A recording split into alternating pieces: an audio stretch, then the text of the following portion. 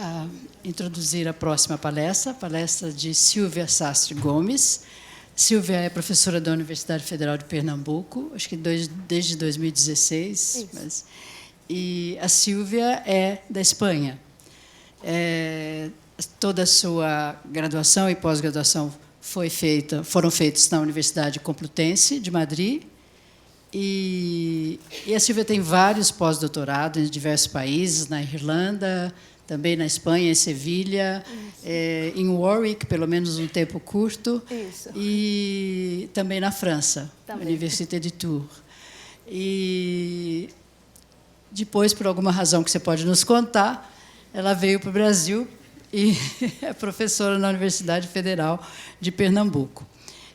A área da Silvia é Sistemas Dinâmicos de Dimensão Infinita, e o título da palestra dela é Non-Local Diffusion. Obrigada. Muito obrigada pela apresentação. Muito obrigada pela apresentação, muito obrigada pelo convite. É um prazer enorme estar aqui e ver todas essas mulheres aqui. De verdade, é muito emocionante. Foi pedido, né, para fazer uma pequena introdução, já foi feita, né, isso já foi falado por várias pessoas, mas vou falar um pouco qual foi minha trajetória, né, que já foi falado, mas para que vocês vejam, né, qual é a situação de uma pesquisadora iniciando, né, e como a vida também influi, né, nas pesquisadoras, nas pessoas.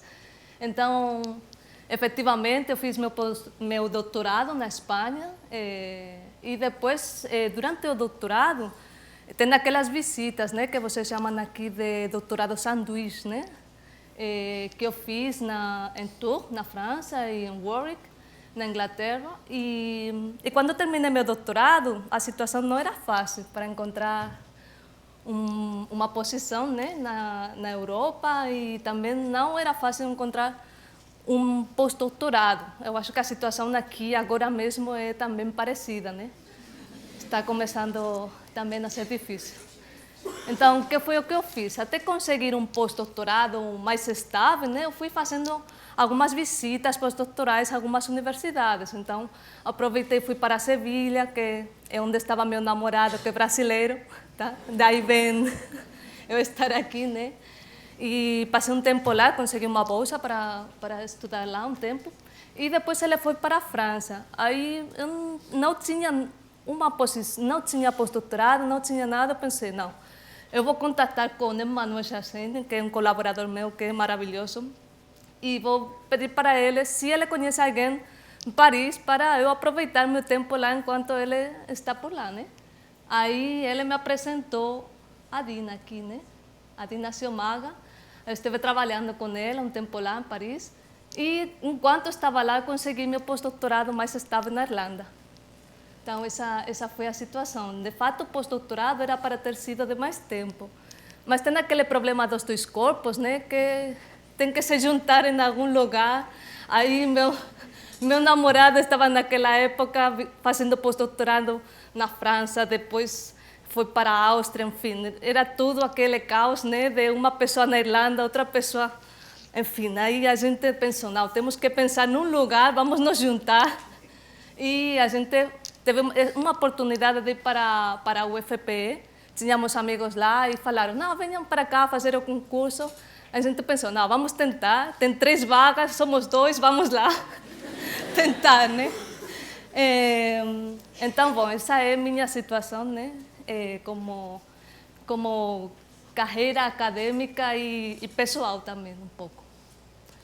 Vou falar desses problemas de difusão não local e, principalmente, vou apresentar como é que são modelizados esses problemas. Isso é o que eu vou fazer. Então, Natália estava falando de EDPs, né, no grafo, né. Vou colocar aqui simplesmente a equação do calor. Em geral, a gente, quando estuda EDPs definidas num domínio. Então, o domínio, em geral, para estudar EDPs, é um domínio bonitinho, que ele é uma variedade em RN, ele ele é aberto, ele é compacto, ele é aberto, ele é limitado, desculpem, aberto e compacto não. Então, o que tem de bom nessa difusão não local? A gente vai substituir esse operador laplaciano, tão conhecido, por outro operador que vai ser não local. E o bom que tem é que o domínio não precisa ser tão bonitinho. As equações podem ser postas em domínios mais gerais. Então, podemos ter o caso dos grafos, né, que estávamos falando antes, que para estudar as equações nos grafos, precisamos fazer todas aquelas definições de métrica para poder ter tudo bem definido, né, e medidas. E aqui, diretamente, a gente considera domínios que podem ser até domínios como esse aqui. Esse é um double domain, que é um domínio que tem uma união de duas bolas de dimensão 2, né? E tenho esse segmento que tem dimensão 1. O que o pessoal faz para estudar esse tipo de equações nesses domínios? Eles se aproximam no domínio, ampliando aqui um pouco essa região para que tudo seja de dimensão 2 e depois vão fazendo o epsilon, o parâmetro correspondente para 0, para ter de novo a dimensão 1. Né? E, inclusive, podemos ter casos até como esse fractal aqui, né? o triângulo de Sierpinski, não é para qualquer fractal, não. Vamos ter que ter algumas condições. Então, vamos lá. O que precisamos, em geral, é um domínio com uma métrica e uma medida. Uma vez que está definida a métrica e a medida no domínio, vamos para frente. Como modelamos esse problema? Vou desenhar um domínio bonitinho, tá? E como é que modelamos? O que vamos ter, vão ser vários termos. Vamos ter uma J, que vai ser uma densidade de probabilidade de pular de um ponto Y a um ponto X no domínio. Isso é o primeiro que precisamos. O seguinte que precisamos é a variável de nosso problema, que é U, que vai ser a densidade de indivíduos. Podem ser animais, podem ser bactérias, podem ser várias coisas, né? Então, o que é o termo que está aqui, né? Essa integral em ômega de J de x e y, U de y vai ser todos os indivíduos que estão indo de y até o x. Isso é o que vai contar essa integral. A outra integral que está embaixo vai ser todos os indivíduos que estão saindo de x para outros lugares. Então, a evolução no tempo dessa densidade de indivíduos vai ser dada por os que estão chegando menos os que estão saindo. Tá? Essa é a ideia. E a equação que eu vou considerar vai ser essa aqui, que seria equivalente à equação não local, equivalente à equação do calor, que é local. É não local porque na equação está envolvido termos que estão em outros lugares do domínio para definir a derivada no tempo no ponto x. Por isso que é chamado de não local, esse tipo de equações. Quando a gente define estuda esse tipo de equações, aqui, a gente coloca em geral uma condição fronteira. Tá? As mais conhecidas são quais? Dirichlet e Neumann. Tá?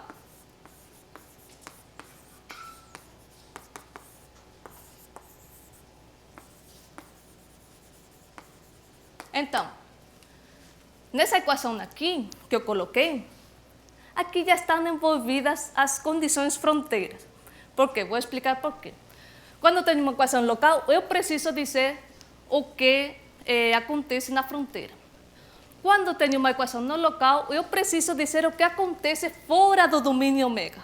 Então, para o caso de Dirichlet, eu vou dizer que U é 0 fora do domínio ômega.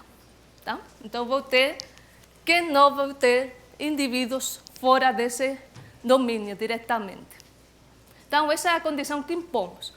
E o que acontece é que aqui, essa integral, se a gente considerar aqui, em vez da integral no ômega, considerássemos as integrais em Rn, O que aconteceria com esse termo seria que a U é zero fora de ômega, portanto fica a integral no ômega. Esse termo fica exatamente igual. E esse outro termo aqui, esse vai mudar um pouco. Por isso que eu coloquei h de x, u de x. Porque no caso Dirichlet que estou contando aqui, seria a integral no eixo n. Agora, a j é uma densidade de probabilidade, então vai ser igual a 1 nesse caso. Então vai ser 1 no caso Dirichlet.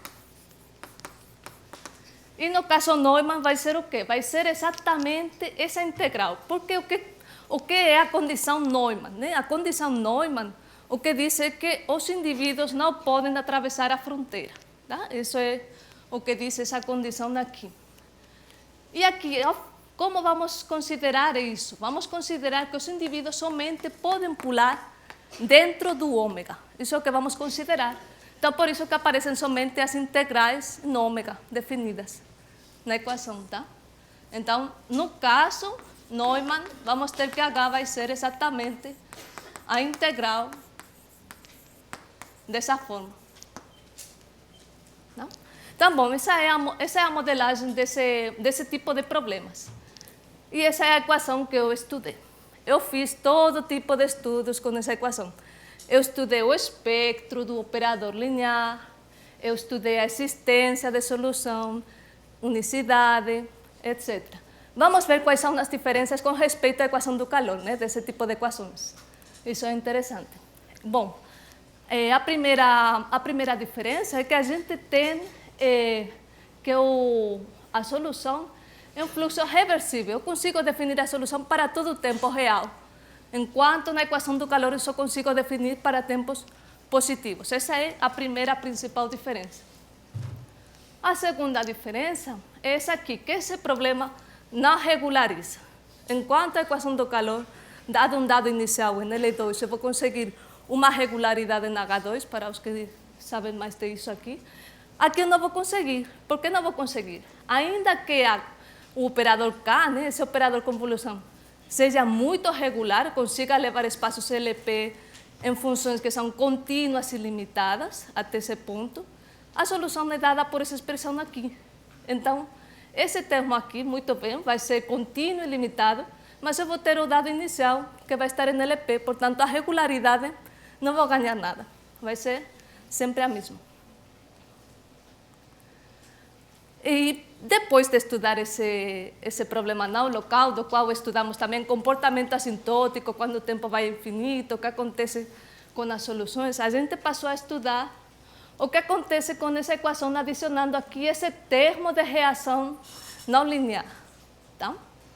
Então, a gente teve que considerar dois casos separados. Começamos com globalmente elipses e depois passamos a localmente elipses. A gente não conseguia provar diretamente a existência de solução para localmente elipses, o que é relativamente direto, aqui para o caso da equação do calor, adicionando aquele termo de reação não linear, pelo fato dessa não regularização.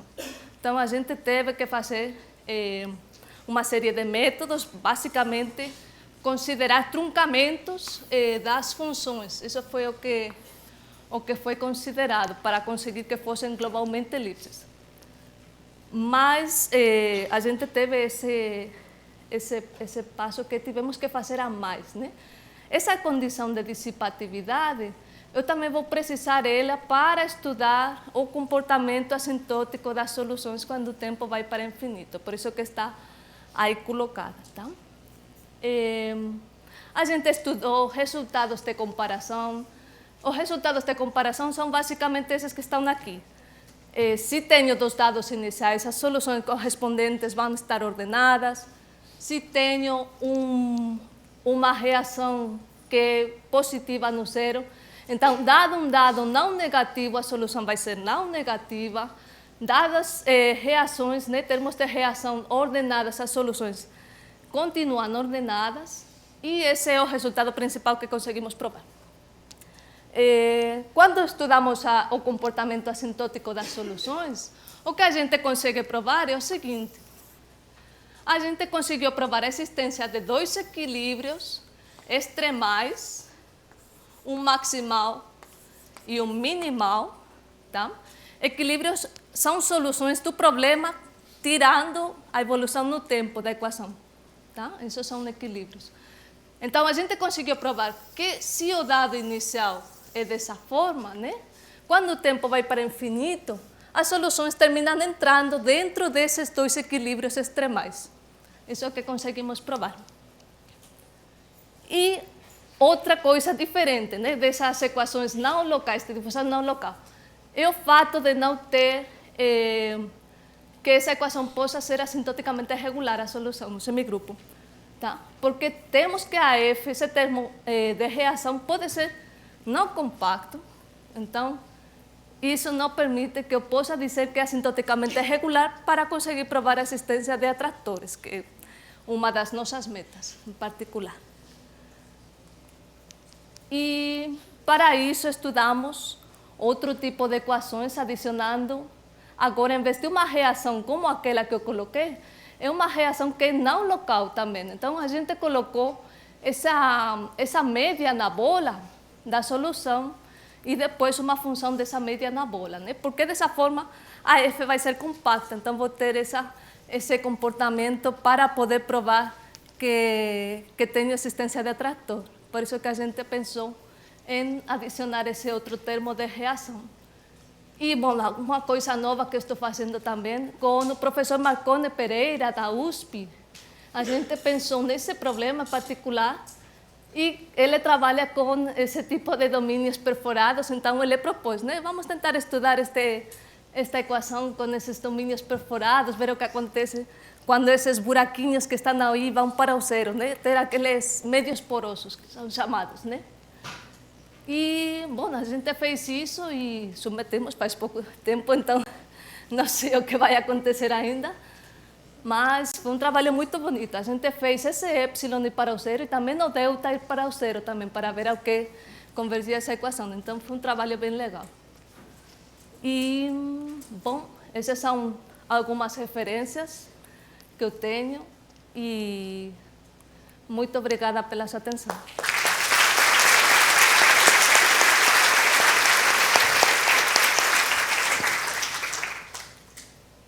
Perguntas? Uma rápida pergunta podemos. Estamos um pouquinho atrasada, mas... Sim. Os atratores, tá? Bom, a gente de sistemas dinâmicos, né? Queremos sempre tentar provar que o comportamento, quando o tempo vai para o infinito das soluções, vai convergir para um conjunto que, em geral, vai ser o quê? Vai ser um conjunto que é conexo, vai ser um conjunto que é compacto também. E essa é a ideia, né? Tentar provar que existe aquele conjunto para o qual vão convergir todas as soluções quando o tempo vai para o infinito. Só um comentário, acho que no seu caso já havia um contato grande entre o seu orientador da Complutense e o pessoal que trabalha com sistemas dinâmicos, com teoria de semigrupos. Ele, né, trabalha bastante com Alexandre Nolasco. Exatamente, sim. Tá bom. Vamos agradecer novamente.